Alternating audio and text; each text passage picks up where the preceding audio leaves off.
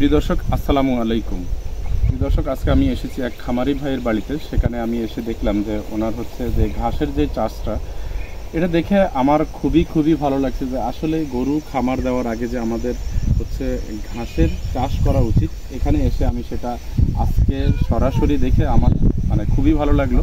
এর আগে হয়তো অনেক ইউটিউবে বা বিভিন্নভাবে ফেসবুকে সোশ্যাল মিডিয়ায় দেখতাম। দেখেন ওনার ঘাসের যেই সিস্টেমটা, কিভাবে উনি ঘাসটা এখানে চাষ করছেন। এখানে উনি কাপ সিস্টেম করছেন, যাতে কখনো পানি যদি হয়, মোটামুটি বৃষ্টি হলে যেন পানি ঘাস নষ্ট না করতে পারে, সেজন্য উনি কাপ সিস্টেম করছে, পানি যেন ড্রেন দিয়ে বের হয়ে চলে যায়। তারপরে ওনার কাছ থেকে আমরা বিস্তারিত জানবো যে এই ঘাসের মধ্যে উনি কোন ধরনের রাসায়নিক ব্যবহার করেন বা করেন না, বা কোন ধরনের জৈব সার ব্যবহার করেন। দেখুন প্রিয় দর্শক, ঘাসগুলো কত সুন্দর। এই ঘাস দেখে আসলে কার না ভালো লাগবে, কত সুন্দর ঘাস।